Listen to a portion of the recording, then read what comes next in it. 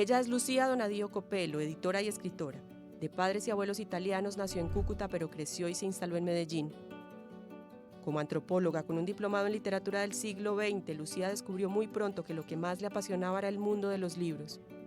Como escritora, Lucía Donadio tiene una larga trayectoria con sus obras de poesía y relatos, Sol de Extremadelo, Alfabeto de Infancia, Cambio de Puesto y Los ojos que me nombran. Su más reciente obra, la novela Adiós al mar del destierro, es un homenaje a sus raíces italianas y a los inmigrantes que sienten que su corazón siempre está en otra parte. Pero su pasión por los libros le alcanza también para ayudar a otros a que cumplan sus sueños de escritores. En 2009 fundó Sílaba Editores, que se ha convertido en una cantera de nuevas o renovadas letras. Hoy conoceremos la vida y obra de esta mujer amante de los libros. Libros para describir su mundo, libros para descubrir el mundo. Esta conversación de Lucía Donadio con Esteban Duperli, escritor también, autor de Dos Aguas, es capítulo aparte.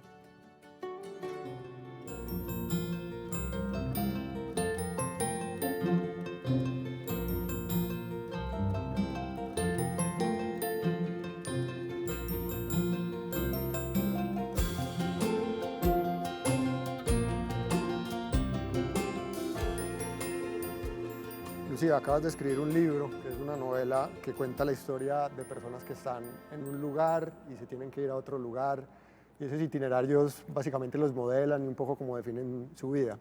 Tú también tienes un itinerario, naciste en un lugar, estudiaste en otro lugar, ahora vives en otro lugar. Cuéntanos cómo fue ese itinerario.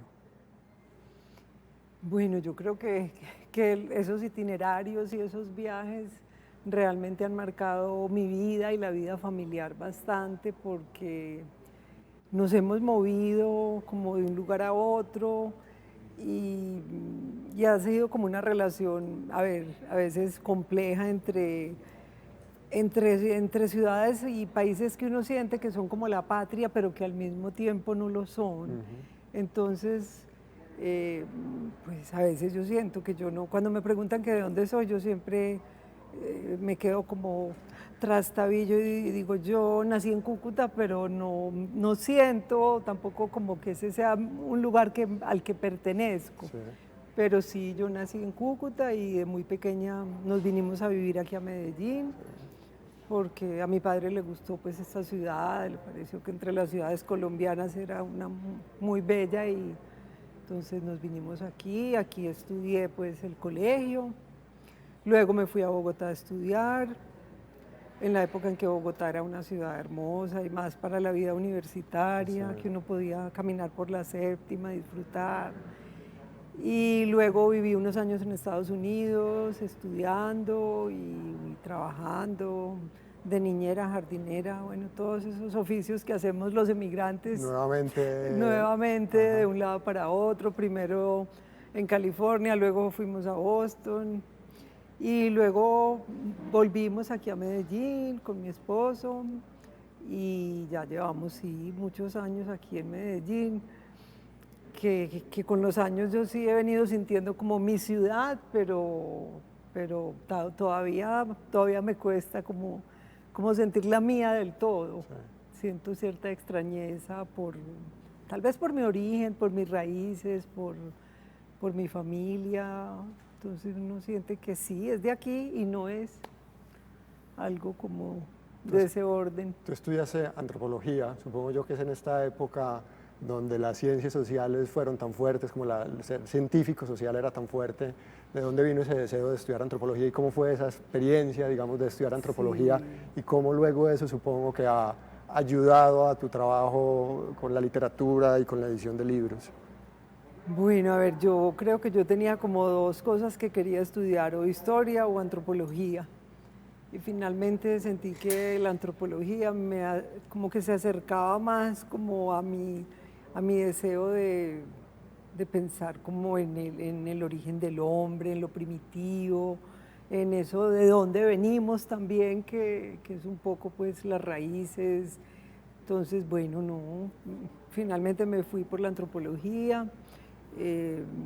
Pues estudié en los Andes, que en ese momento era una universidad pequeña, entonces éramos como un grupito de 15 personas, tuvimos profesores excelentes y pues por ejemplo recuerdo las clases de lingüística, que eran pues una delicia, una pasión, un descubrir todo el misterio de la lingüística, bueno, no sé, la antropología social. Sí, para mí fue un descubrimiento de un mundo que me fascinó y que me apasionó mucho, pero cuando yo terminé de estudiar antropología, como que yo decía, ¿y yo qué voy a hacer? ¿Dónde voy a trabajar? ¿En qué?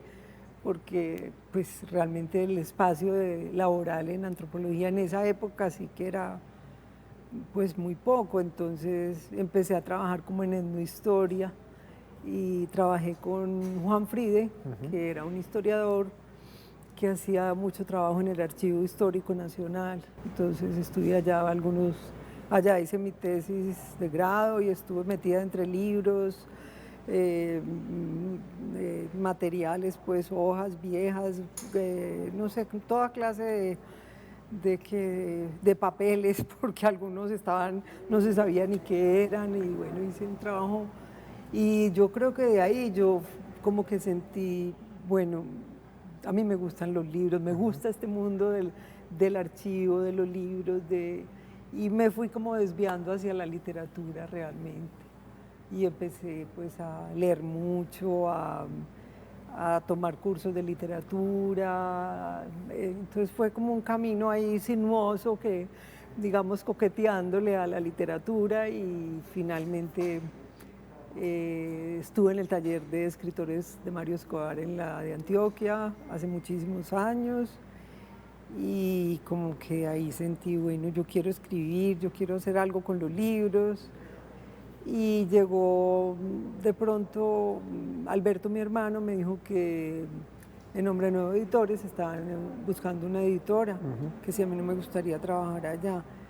Y yo dije, pues sí, a mí me encantaría, pero pues yo no sé nada de ese oficio, aparte de ser una lectora, pues, y de que amo los libros. Sí. Y bueno, tuve pues como el encuentro con el dueño y ahí me fui formando como editora. Y antes de hablar de eso, donde ya entras a un asunto fuerte con la edición y digamos con la producción de libros, pues precisamente quisiera saber cómo era tu relación, pues la acabas de mencionar un poco, pero cómo era tu relación de consumidora de libros pre-ser una editora, es decir, es la típica historia de esta niña que está constantemente leyendo, que lee libros de aventuras, o fue más un enamoramiento progresivo. A ver, yo recuerdo, o sea, tengo muchos vacíos en algunas partes, pero recuerdo que yo aprendí a leer sola, pues como, o sea, en el colegio, pero fue muy fácil, yo no tuve como dificultades en leer y creo que sentí una fascinación por las letras, por las palabras, entonces, pues incluso siempre me ponían a leer en voz alta, yo era la que leía en voz alta en la clase, que la monja siempre decía, que lea Lucía, y yo me sentía pues una felicidad, entonces desde ahí empecé. En mi casa había una biblioteca muy curiosa porque mi padre traía libros, pero eran libros artísticos, de fotografías o cosas de arte que traía de Italia, entonces eran esos libros grandes, con mapas, con fotos, no había mucha lectura, pero yo sí me bebía todos los fragmenticos y además conectaba entonces la lectura con imágenes, con mapas, eran unos libros como muy diferentes a libros de lectura. Sí. Esos fueron como los primeros, ya después sí. ¿Y leías en italiano y en español? Pues el italiano lo aprendí de niña, la primera vez que fui a Italia a los 8 años, que estuve como 5 meses, lo aprendí facilísimo, sí. Pero no soy capaz de escribir porque nunca escribí, el italiano es difícil de escribir. Casi todos esos libros eran en italiano, pero yo los leía y también había algunos en español, enciclopedias de esas bonitas. O sea, en la casa había una biblioteca como de esas muy bonitas, pero donde no había literatura para niños ni jóvenes, no. Eso no fue lo primero que yo leí. Ya después sí me fueron llegando libros, pues sí, como recuerdo Mujercitas, Corazón, que me lo leí como 500 veces. Literatura juvenil, obligada siempre. Obligada, sí, otras cosas. Y bueno, ya de adolescente yo creo que me fui mucho por la poesía. Empecé a leer mucha poesía, Vallejo, Neruda, Gabriela Mistral. Teníamos un grupo incluso de amigos de Laureles, donde estaba Víctor Gaviria, Pilar Posada, ¿quién más? Rubén Darío Lotero, no sé, éramos un grupito de 6, 7 enamorados de la poesía Sí. y leíamos, entonces tuve una época de poesía y luego yo creo que sí empecé a leer de todo, novela, cuento, vorazmente, así me devoraba un libro en un día, luego otro, compraba, prestaba, sí, así fui. Ahora sí hagamos el salto a digamos, como un segundo tiempo tuyo de Sí, tu relación con los libros, que ya es cuando empiezas a trabajar con la edición, que lo mencionabas, cuando entraste a Hombre Nuevo Editores. Y ahí tuviste, ahí digamos, un capítulo importante en tu vida, que es la edición de La Pasión de Contar, de Juan José Hoyos. sí, realmente, a ver, la llegada a Hombre Nuevo fue para mí pues descubrir un mundo muy bello porque realmente el oficio de la edición es un oficio muy práctico. Entonces yo me di cuenta que hacer un libro era, bueno, recibir un manuscrito, imprimirlo, leerlo, corregir con lápiz rojo. Al principio yo corregía siempre con los textos impresos. Y a Juan José lo conocí muy rápidamente porque él tenía varios libros que le habían publicado en Hombre Nuevo. Y uno de esos libros fue La Pasión de Contar, que era un libro en el que él había investigado muchísimo tiempo. Es una recopilación pues desde la colonia hasta el año 2000 de textos narrativos, recopilados de periódicos, de libros. Entonces pues nos hicimos, Juan y yo nos hicimos muy amigos, somos todavía muy cercanos yo me puse la meta, yo dije, no, yo este libro lo voy a hacer porque llevaba muchos años y era difícil hacerlo porque había que confrontar las transcripciones que se habían hecho con los originales para verificar si estaban bien hechas. Entonces eso primero eran fotografías, luego alguien leía, otra persona copiaba, tenía muchos procesos. Y bueno, Juan y yo nos embarcamos en eso y realmente fue una felicidad cuando coronamos ese libro y le propusimos a la Universidad de Antioquia la coedición y ellos aceptaron y es el libro más gordo que he hecho, creo, más gordo, más largo, más difícil. Y ahí en esa misma época, en ese mismo lugar, también entraste en contacto con Mario Escobar, ¿no es cierto? Sí, en esa época, pues yo ya lo conocía, pero le propuse pues que publicara con nosotros, porque Mario hacía unas ediciones casi pirateadas que imprimían imprentas pues muy, imprentas donde hacen facturas y talonarios y no libros. Yo le decía a Mario, pero es que podemos hacer libros más bonitos. Finalmente él me dijo, listo, haga lo que quiera, yo le entrego el libro. Entonces el primero que hice creo que era Toda esa gente, que es un libro muy bello. Mario, ¿qué quieres de carátula? Ah, no, ponga lo que quiera, así era él.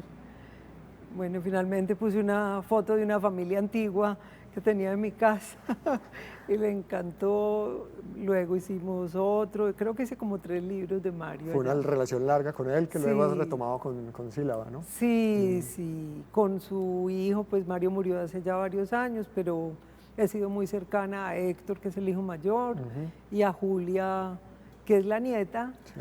que estudió literatura y que es una amante pues de los libros y Julia también ha estado muy al frente de eso. Y luego Claudia Ivonne Giraldo propuso la creación de la biblioteca Mario Escobar Velázquez, que hemos ido haciendo en coedición con AFID, Hilo de Plata y ahora la Universidad de Antioquia también. Bueno, y la Fundación Mario Escobar Velázquez. Y con Mario Escobar también tuviste una relación, es que estuviste en el taller de escritura de Mario, Sí. que también da paso como a un tercer tiempo en tu vida, que es no solamente la de lectora, la de editora, sino la de escritora.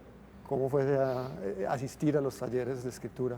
Bueno, yo venía escribiendo desde hacía mucho tiempo cuadernos de esos que uno guarda y esconde en todos los cajones de las bibliotecas, de los escritorios. Tengo muchos cuadernos y yo no me atrevía a mostrar nada y realmente, aunque Mario era muy rígido, digamos que conmigo tuvo simpatía porque yo creo que si no, no me hubiera atrevido a mostrar nada. Y un día llevé algo que para mí era como un cuento todavía en proceso y a Mario le gustó y me dijo, hágale estos ajustes, revíselo. pero usted tiene madera, pero tiene que trabajar todos los días, no puede dejar de escribir. Y para mí eso pues era difícil, pues pensar que yo me iba a sentar a escribir tanto. Pero lo fui haciendo, combinándolo con mis otros oficios. Realmente yo siempre he escrito más o menos unas horas del día, casi siempre escribo de madrugada. A las 4:30 o 5 de la mañana me levanto y me voy y me encierro 2, 3 horas y ya, y luego empieza como otra vida, la vida de la edición o de otras cosas. Luego fuiste tú también directora de taller, has sido directora de taller. Sí, luego aquí en La Piloto había un taller que se llamaba para viejos o para adultos mayores, que coordinaba Claudia Ivonne Giraldo y que había empezado Verano Brisas hacía muchos años. Y Claudia Ivonne pues tenía que salirse porque tenía como otros trabajos, y Claudia Ivonne me propuso pues que si yo quería quedarme con ese taller, y vine un día como a ver el taller y a ver las personas y quedé como enamorada, y yo dije qué bonito, mujeres de 80 años, de 70, con unas ganas de leer, de aprender, de acercarse a los libros. Entonces yo dije de una que sí, y ahí empecé pues un trabajo que me duró como unos 15 años. Tuve muchas alumnas, las recuerdo con un cariño inmenso, y pues para mí los espacios de taller son muy lúdicos, son muy creativos, porque pues realmente uno como coordinador propone una actividad o propone un libro, pero se va creando una camaradería y una tertulia, y cada uno aporta. Y me acuerdo de algunas que me decían que por primera vez habían subrayado libros, porque eso estaba prohibido cuando ellas eran jóvenes. Entonces yo les decía, subrayen lo que les gusta del libro, hagan anotaciones, y muchas me agradecían. Ay, finalmente fui capaz, primero con lápiz, luego con estilógrafo. Entonces pues a veces yo decía, lo único que les he enseñado aquí es subrayar libros. Pues en buena medida los talleres de escritura son talleres de lectura, ¿no? Claro, sí, así es. Había algunas personas que escribían mucho, y traían sus materiales y los leíamos. A veces yo les proponía ejercicios porque todas querían experimentar un poco la escritura, y yo creo que el taller también lo que hace es mostrar que pues que los libros son humanos, porque a veces la gente pone los libros como allá, como un objeto ahí medio sacro. Como en un altar al que uno nunca puede acercarse.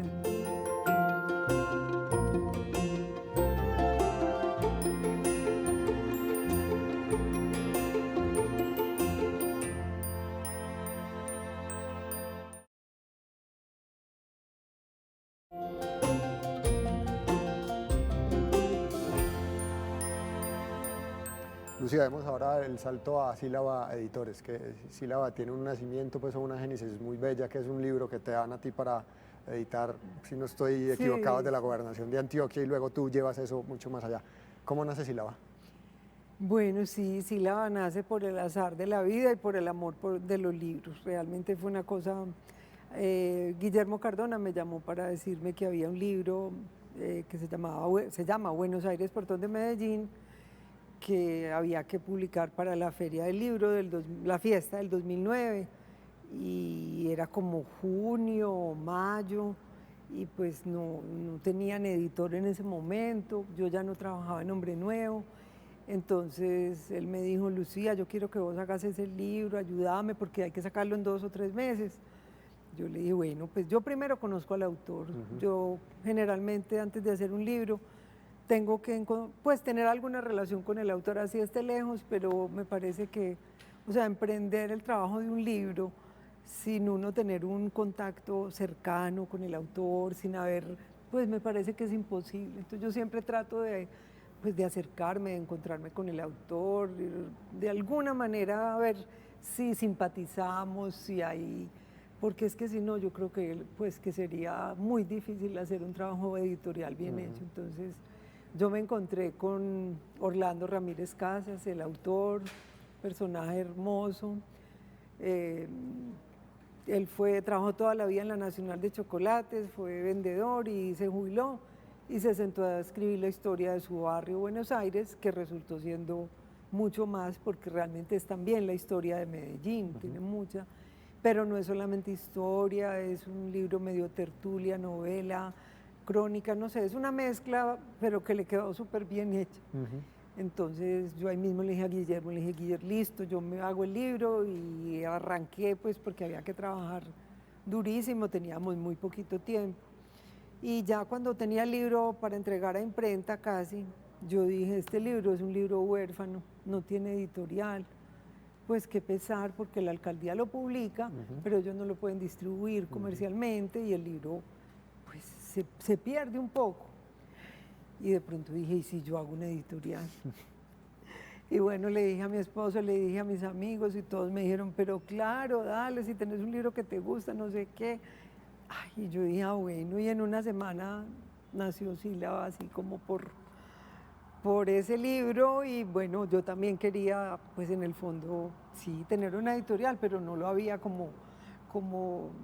pues no era un sueño maduro, ese libro lo hizo brotar abruptamente y así nació Sílaba. ¿Y cómo empieza esa búsqueda de consolidar o construir un catálogo, de hacer una búsqueda de autores que son también autores y autoras, digamos, como particulares en el sentido de cómo funciona una editorial independiente?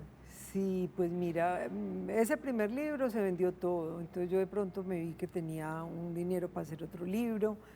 Obviamente muchos amigos me ayudaron, José Zuleta, Darío Ruiz, Darío fue incluso creo que uno de los segundos o terceros libros fue el libro de cuentos de Darío, Crímenes Municipales. Así de pronto fueron llegando personas que querían publicar conmigo o de la alcaldía me decían, tenemos esta colección. Yo hice muchos libros de la colección Letras Vivas de Medellín, que son estos libros que le rinden homenaje a autores antioqueños. Por ejemplo, le hice uno a Óscar Hernández, que recuerdo con mucho cariño porque Óscar era parecido a Mario Escobar, pero Óscar sacaba fotocopias, ni siquiera iba a la imprenta del talonario. Y entonces los libros de él eran unas fotocopias que él argollaba con unos ganchitos y me decía, vea, este es mi último libro. Y yo le decía a Óscar, pero ¿cómo así?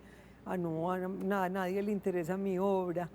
Pues yo no, hace por ahí 40 años que nadie me hace un libro. Mentira, la Universidad Nacional le había hecho uno, pero hacía mucho tiempo.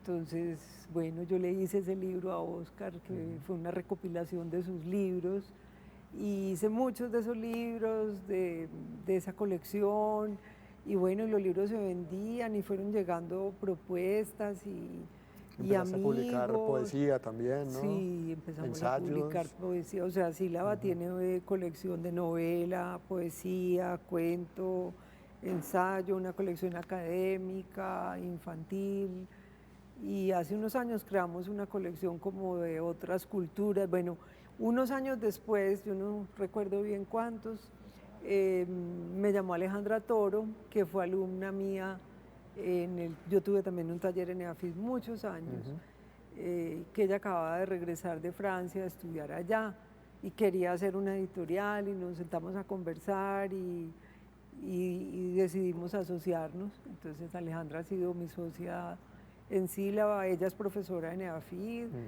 y pues ha sido un gran apoyo y pues hemos construido Sílaba un poco juntas, aunque ella pues no tiene tanto tiempo para trabajar, obviamente como yo que sí me le he dedicado casi de lleno a Sílaba, pero pues hemos trabajado bien y bueno, tenemos muchos amigos y bueno, no sé, el trabajo se ha ido dando a medida que viene la vida, que crecemos, que alguien nos propone un libro y luego alguien trae a otro y llegan propuestas y así hemos hecho, pues sí, hemos construido un catálogo pues donde hay como una mezcla de autores reconocidos y de nuevos autores, porque también hemos publicado muchos autores nuevos que han ganado premios o becas y que han publicado. Pablo Montoya fue publicado por Sílaba, sí, ¿no? a Pablo le publicamos Los Derrotados, que no se le habían publicado en ninguna parte y es un libro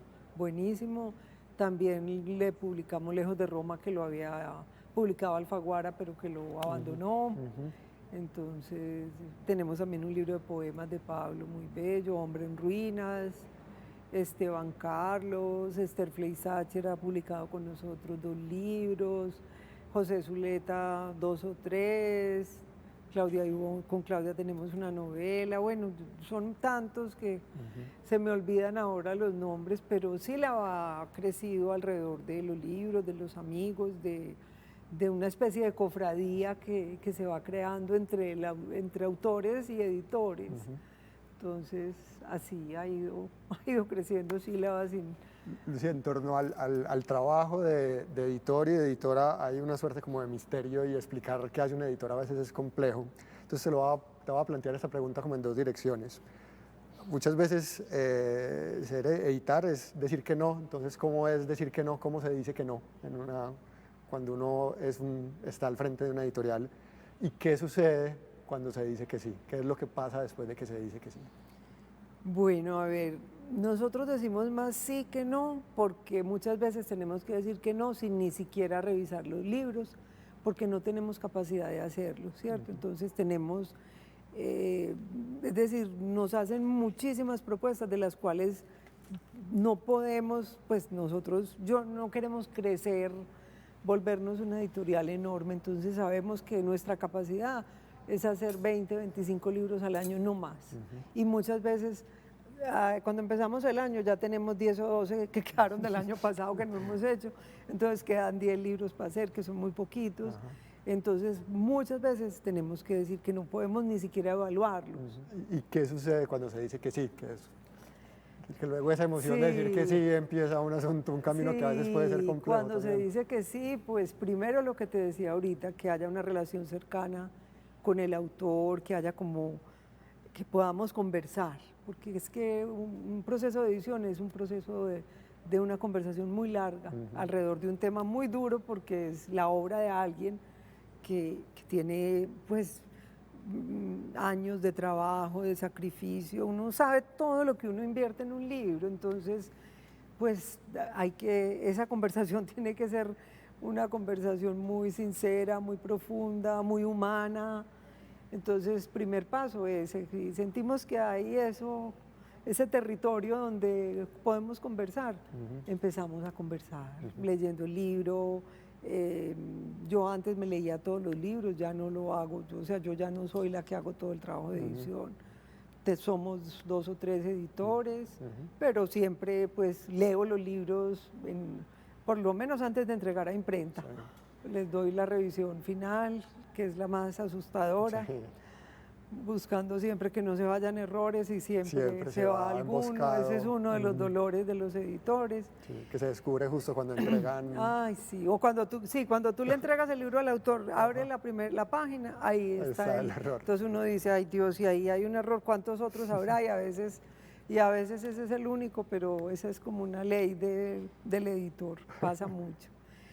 Entonces esos procesos dependen, Esteban, del libro. Hay libros que llegan muy limpios, otros hay que trabajarles mucho, hay que reescribir partes, o sea, cada libro es diferente, entonces depende de eso también, pues es el proceso, la demora, lo que va ocurriendo, entonces, pero generalmente lo que nuestra norma es cercanía con el autor para trabajar.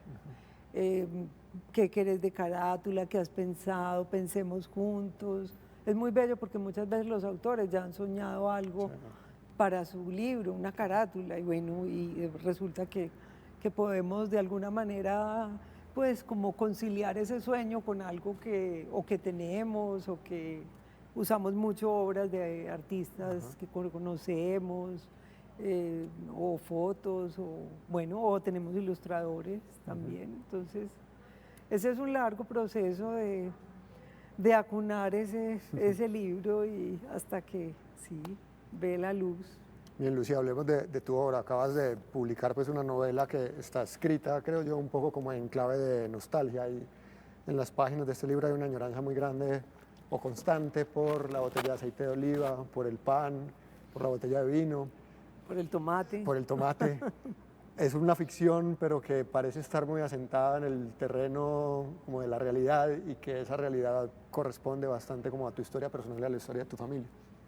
Bueno, a ver, la novela sí tiene obviamente mucha relación con digamos, con la historia nuestra de emigrantes.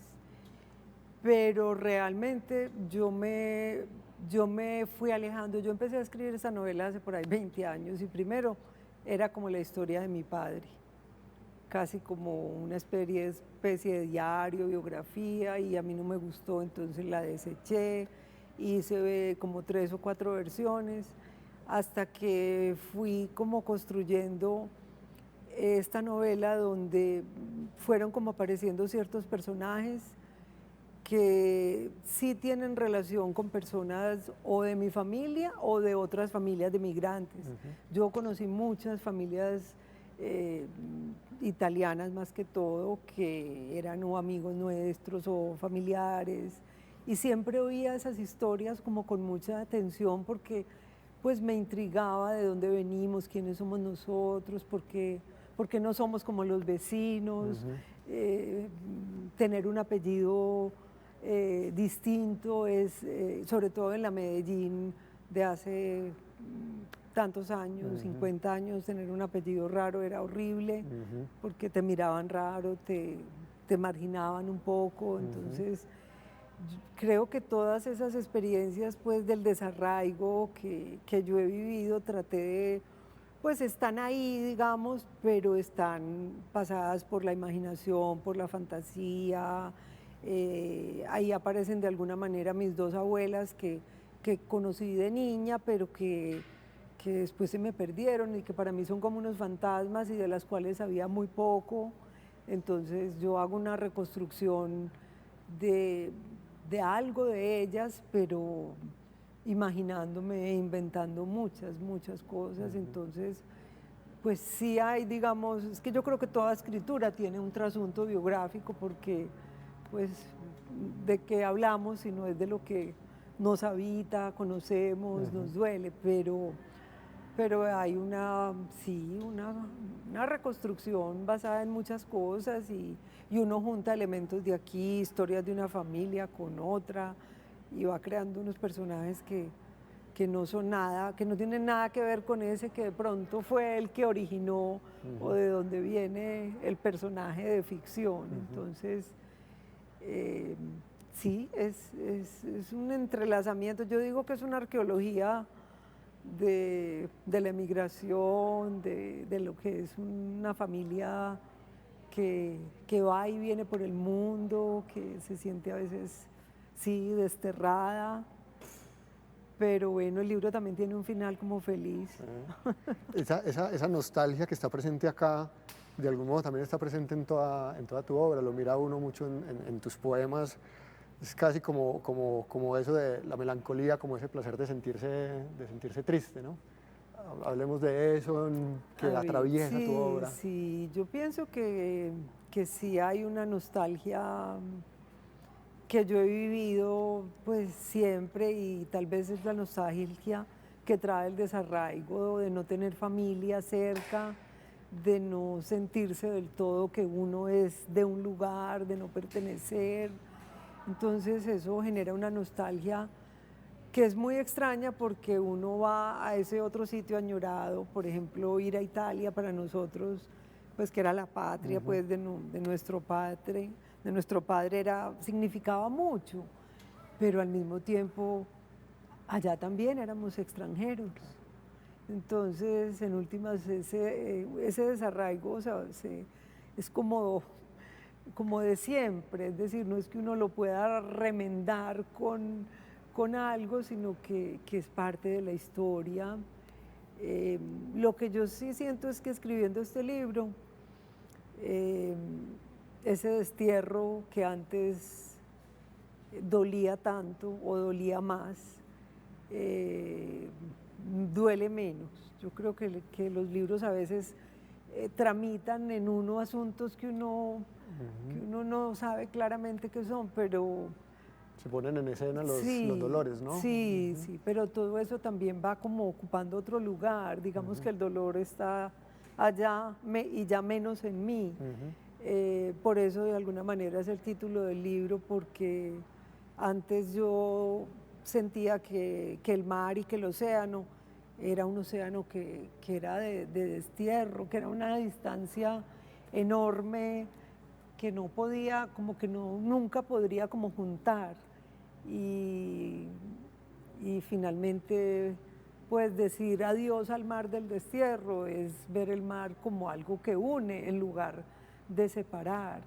Y tratar de juntar esas dos patrias, pues es un intento que uno hace, uno no lo logra del todo, porque siempre esa sensación de ser extranjero aquí y allá permanece. Pero yo creo que la siento distinta ahora, con menos nostalgia y de pronto con más riqueza, porque también uno dice, bueno, de aquí tengo esto y de allá tengo esto, y esa mezcla es bonita y es riqueza, no sé. Y ahora que hablabas de las portadas que a veces utilizan obras de arte, la portada de tu novela es un fragmento de una pintura de uno de tus hermanos, ¿verdad? Sí, esa pintura se llama Ventisca, es un cuadro alargado y es de Oreste, mi hermano, que es pintor y poeta. Y yo, pues desde que soñé con este libro, soñaba con un cuadro de Oreste en azules. Y cuando ya estaba el libro, pues muy adelante. Y tengo dos amigos editores en España, que son Ricardo Cano Gaviria y Rosa Lentini, que se los di a ellos como editores para que lo leyeran. Obviamente Alejandra también lo leyó, varias personas, pero Ricardo y Rosa hicieron un trabajo de edición muy, muy importante. Y me acuerdo que yo les dije, este es el libro, y lleva una portada de color azul, y a ellos les dio una risa, porque era como, pues, y sí, así me lo imaginaba yo. Entonces, bueno, Ricardo y Rosa además se animaron, digamos, a ser coedito, quieren ser coedito, ellos quieren publicar el libro en España con la editorial que ellos tienen, que es Igitur. Y bueno, la portada es de Oreste, porque yo admiro la obra de Oreste. Oreste tiene un trabajo muy bello, que siento que es como que dialoga con mi escritura, de alguna manera. Yo en esa imagen veo por ahí unas escaleritas como de la nostalgia, veo otras imágenes que me parece que son como un mapamundi, en fin, es como... Entonces, por eso apareció Ventisca ahí con sus azules.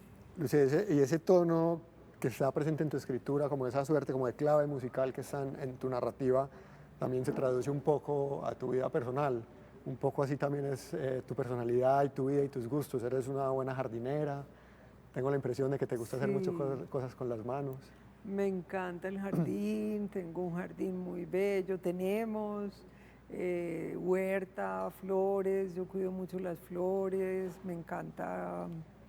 Sí, yo tengo como algo como manual, en alguna época hice mosaico, que también creo que viene de mirar y admirar los mosaicos de las iglesias italianas y los vitrales y todo eso. Me gusta la cocina, sí, me gustan mucho las cosas manuales, y yo a veces siento que los libros son, sí, manuales. Yo escribo a mano, por ejemplo, completamente. Yo escribo a mano y después paso al computador. Esta novela fue escrita a mano en varias versiones y luego paso, y al pasar corrijo, imprimo, y bueno, así es más o menos. Y sí, yo creo que eso viene también de mi padre. Mi padre pues fue comerciante, pero fue un carpintero apasionado, y pues sí, amaba la madera y hacía muchas cosas con madera. Entonces creo que hay como algo en las manos, nuestras manos como de obreros, feas así, como manos que trabajan. Sí.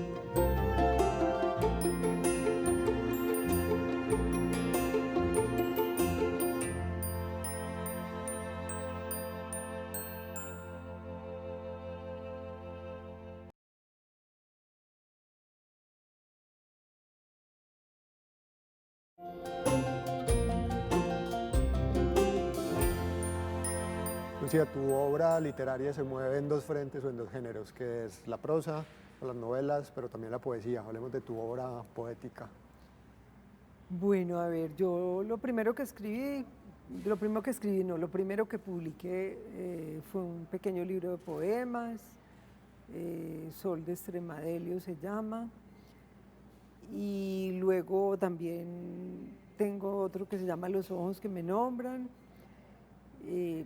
Pues a ver, Esteban, ¿qué te cuento? Mi escritura es una escritura que no es muy pensada. Yo voy escribiendo lo que va resultando. Yo creo que por eso me demoré tanto en hacer esta novela, porque mientras la hacía, por ejemplo, hice 2 libros de cuentos. Uno que se llama Alfabeto de Infancia, que es un libro que tiene un cuento corto, casi todos, por cada letra del alfabeto. Y es como, sí, como historias de la infancia, breves, sí, casi todos. El otro se llama Cambio de Puestos, es un libro de cuentos de la muerte.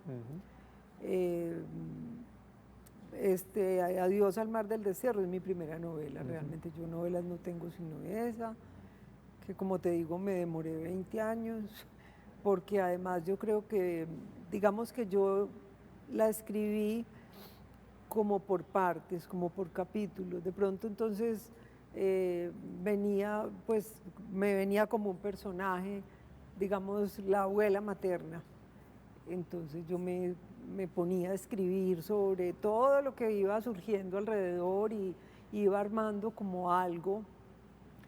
Y eso se demoraba mucho y a veces lo dejaba por un tiempo porque no sentía que otras veces avanzaba mucho.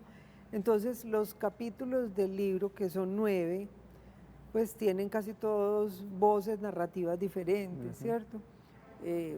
Digamos que uno de los personajes principales es Bruno Cataneo, que es el joven que llega a Colombia a los 16 años y que muere de casi 98 años y que aparece pues a lo largo de toda la novela. Pero los demás personajes un poco orbitan en torno a, sí, a su existencia. Los demás de alguna manera, pero por ejemplo yo nunca pensé que yo iba a abordar como tantas mujeres que me fueron apareciendo y que eran de alguna medida esas mujeres fantasmales de la familia. Entonces, yo escribía un capítulo y bueno, el capítulo se quedaba ahí guardado y yo no sabía bien qué seguía después, o sea, por eso te digo que mi escritura es un poco errática. Yo me siento a escribir y a veces llevo un hilo con algo que viene, otras veces como que empiezo algo, mezclo un poco cosas que a veces son de la actualidad, con cosas que son más ficción y luego las separo, señalo en el cuaderno, esto para acá, esto lo quito. Entonces, yo no sé cómo, yo diría que mi escritura es una escritura muy intuitiva, muy... ¿De pálpito? Escritura mañanera, de casi del sueño. Yo salgo del sueño al cuaderno, entonces son... Escribes de madrugada, dijiste. Sí, de pura madrugada, tipo 4:30, me levanto y escribo y entonces es una escritura que yo no pienso mucho. Ya después cuando yo leo, releo, armo, digo, bueno, esto se va como construyendo así, pero realmente, entonces por eso mi obra, yo no sé, yo pues incluso preguntarme por mi obra, los libros han ido saliendo más que yo los haya pensado así. Yo esta novela sí la soñé mucho, la quise mucho y nunca pensé cómo iba a resultar al final, como resultó finalmente, pero sí, yo quedé contenta, me parece que tiene una estructura, pues que al menos cuenta parte de lo que yo quería contar, que era ese desarraigo, esa orfandad, ese destierro que viven los emigrantes de varias generaciones y que además, digamos, aunque uno no haya vivido el destierro en carne propia, uno, pues, digamos, lo hereda, porque es parte de la genética familiar que nos marca. Entonces, ¿Y el manuscrito entero está escrito a mano? No, yo tengo los cuadernos, yo creo que ya boté algunos. Pero toda la obra fue escrita sí, a mano. Sí, originalmente fue escrita a mano, pero como te digo, en varios cuadernos. Sí. Entonces, yo lo iba pasando al computador y iba trabajando Eso lo este pasas tú capítulo. haces el trabajo. Sí, sí, iba pasando, iba corrigiendo, y a veces, digamos, me embarcaba en otro capítulo y de pronto me aparecía algo que de pronto encajaba mejor en otro. El orden de los capítulos cambió un poquito también al final, con ayuda pues como de los editores, porque pues yo también, digamos, pedí mucho que tener editores y amigos que me leyeran, porque uno a veces, pues como que ese doble papel de ser escritor y editor es un drama. dificilísimo. Entonces uno dice, bueno, si esto no fuera mío, ¿cómo lo vería yo? Y eso es imposible, entonces no, pues por favor, léeme esto, pues varias personas me ayudaron mucho, mucho en ese proceso de revisión y de armar pues ese libro, y sí, fue largo, pero bueno. Lucía, muchísimas gracias por esta charla en torno a tu vida, a tu obra y a tu trabajo como editora. Ay, gracias a ti, Esteban, por esta conversación tan rica. Creo que fuimos por muchos lugares, fuimos y volvimos. Muy bien. Bueno, gracias a ti también.